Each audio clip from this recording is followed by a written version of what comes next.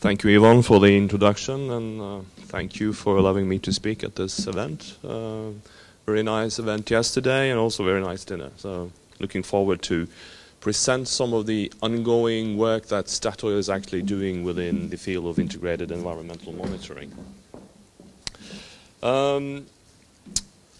So the aim of my presentation today is to present some of the ongoing work that we are doing in this domain. We call it real-time environmental monitoring.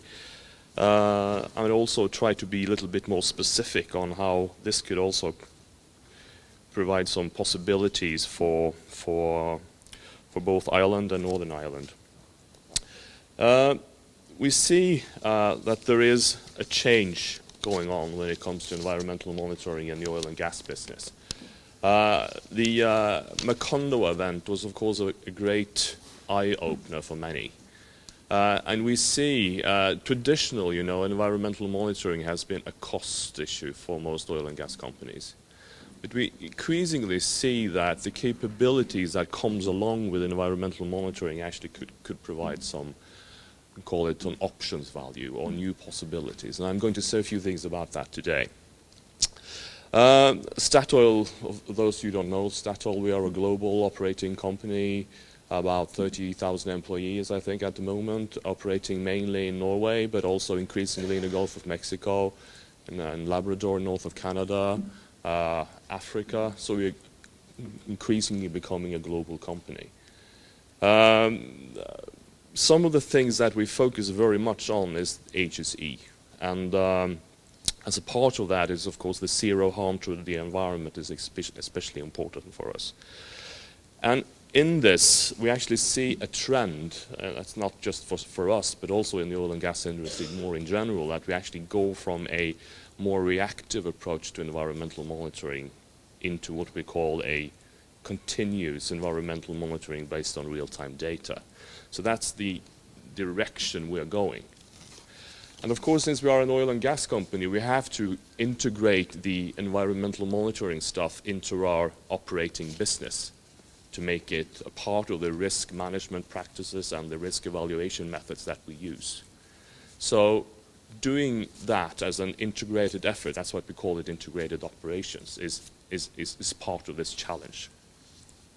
So what we call the integrated environmental monitoring, that is, it's actually an approach that aims to improving our capabilities to measure local impact of our activities on the background of natural variations. And the idea is actually to use sensors and real-time data to determine the environmental conditions and also the potential impact of these.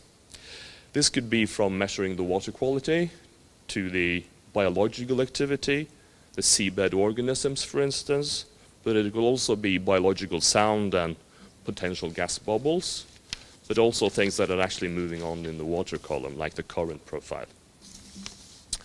And in what follows now, I'm going to describe more about the details of the infrastructure that we are developing together with Kongsberg, IBM, and DNV, but I will also be more specific on what type of options value environmental monitoring actually can provide for an oil and gas company. The infrastructure that we are developing is basically to have some sort of a open plug-and-play sensor network. And as you see, this sensor network here is basically based on a fixed platform where you have an ocean observatory. But in the future, we also foresee that there will be AUVs part of that network that actually could be plugged in and docked at the bottom of the sea.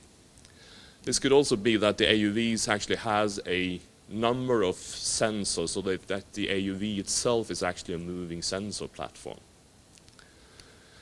So the idea here is, of course, is to have a number of sensors that will have to fit the specific conditions that we are looking for.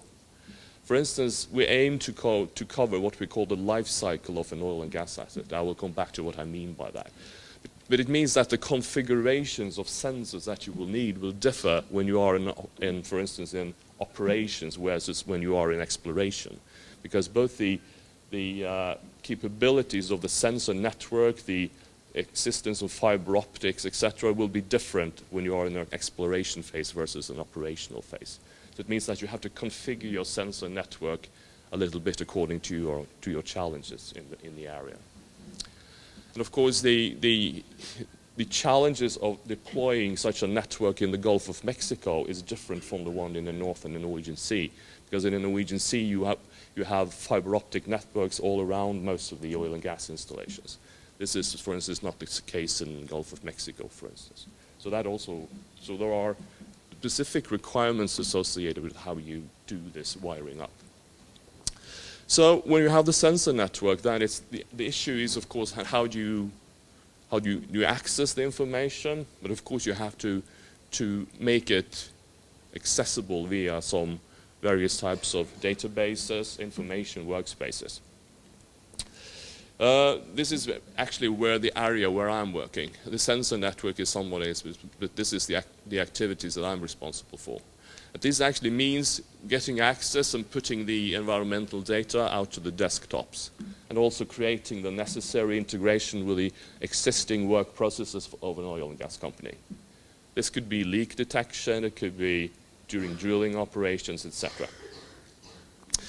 An important part of this is also the analytics, because we talk about very different types of data here. We talk about point data, we talk about range data. The data we're talking about, it could be, let's say, water temperature, currents, but it could also be acoustic data from passive and active acoustics.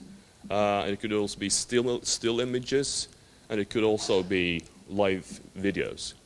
So over the lifetime of a field, which could typically cover 30, 40 years, the amount of data can be quite substantial. And it's also, because of the regulatory obligations of us, it should be possible to compare the data taken at T1 with data taken at T40.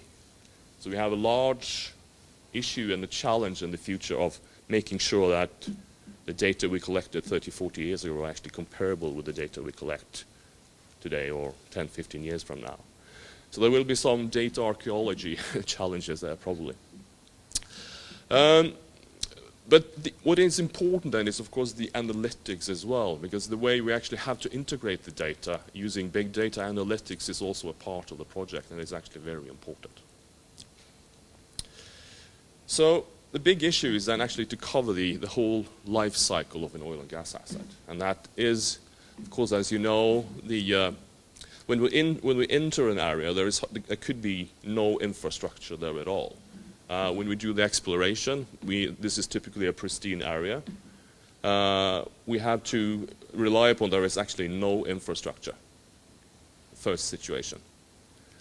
When we do the drilling, the production, there could be more limited power supply. Typically in the situation in the North Sea and the Norwegian Sea is that we have subsea power supply and fiber optic communication, typically.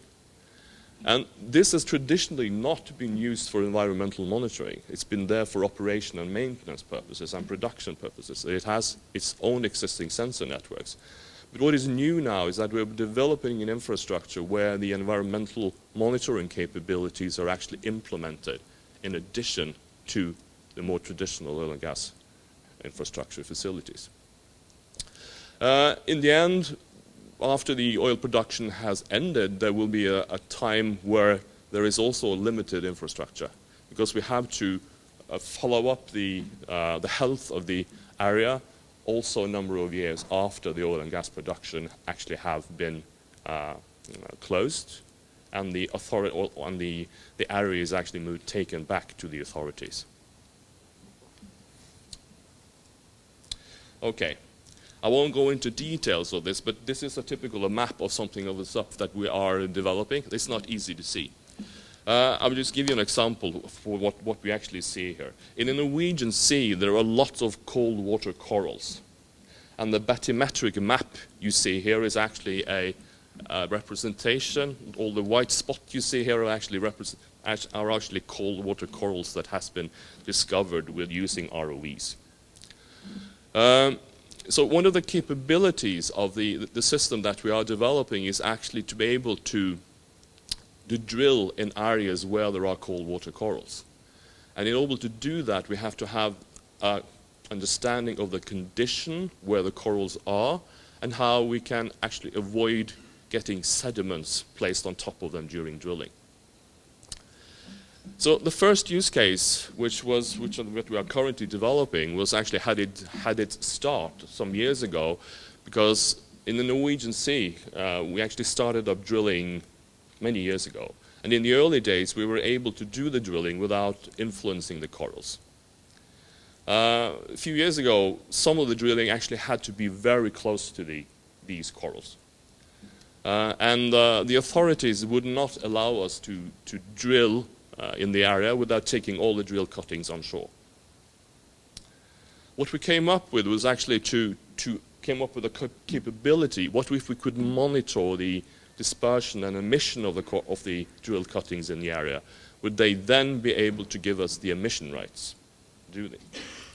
So we actually set up a capability where we were able to monitor the dispersion and the emission of the drill cuttings in the area, and that actually gave us the ability to drill in that particular area. So this is what I tell you, what environmental technologies actually provides you options value. It's the first, because in the end this actually enabled us to start up production of that new asset 2 months earlier than in the first place. That was actually considered. So there is 2 months earlier production start of an oil and gas asset is a huge net present value. And this actually gives us an impression that the idea of having real-time environmental monitoring actually provided with new options value, new possibilities that were not there in the first place.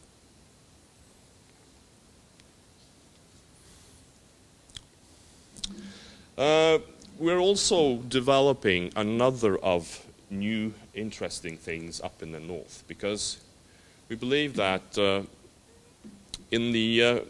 when we're moving up into the Arctic and also the areas where they haven't opened up for oil and gas exploration in Norway, there will be much tougher regulatory requirements. The Lofoten, what we call the LOV Observatory, it's a nice word, isn't it? LOV, it stands for Lofoten Vesterålen, which is an area close to Norway, farther up north in Norway, which is not open for oil and gas exploration. But we want to use this area to get much more understanding of what are the biological challenges associated with that. So currently, together with the Marine Institute in Norway, we have set up a cabled observatory at what we call outside Lofoten Vesterålen. And what's important for this is that this is in the area where it's actually a key spawning area and also transport of spawning products for fish. This is where the continental shelf is at its shallowest. So it's a very important passing way for much of the biological activities up there. So having some sort of an observatory there is important for getting the understanding of the biological resources. This is a fixed cable observatory. It started started getting real live feed from it in September. And the idea is also to use this as an open innovation approach, because we want to share much of the data that will be available here for international collaboration and research institutions around the world. This is typically, I will say a few things about what type of data you will be able to see here. This is a screenshot of the installation. You see how the still camera here. You also have a time lapse. You see the conductivity. You also see the chlorophyll, salinity parameters, the depth sensors, turbidity sensors, and this also see what types of biological activity that is going on the Håla coral reef, which is a very interesting area. It's possible to download data sets from what you see here, the still camera, the conductivity, the compass, the chlorophyll, the turbidity, the depth sensor, and also the time lapse itself. All you have to do is just to log on to the system. I'll like that webpage, lovestatoil.com. It's a nice one, isn't it? Yeah. And we have to register, but basically anybody can actually download much of the data. The reason why we have to do some preliminary check on who takes out the data is that because much of the acoustic data is actually so good that it's actually possible to trace vessels and even submarines. So there was a potential from the Norwegian military that didn't really like that we did this in the first place. So that's why we don't want the Russians to log on to the system and find the submarine activities there. But it's still possible for researchers to do it once you have registered yourself. Okay, so the conclusion. We see an increasingly a move to integrated environmental monitoring covering the life cycles of an oil and gas asset. And I foresee that Statoil will not do this on their own, because we will continue using the industry, the vendor industry, to develop capability platform stacks and to develop a plug-and-play network that would enable us to test out new potential environmental sensors. I think even though Statoil is probably the first oil company that has this integrated approach, I think there will be a lot of developments in other areas and other oil companies that will actually come after us doing stuff like this.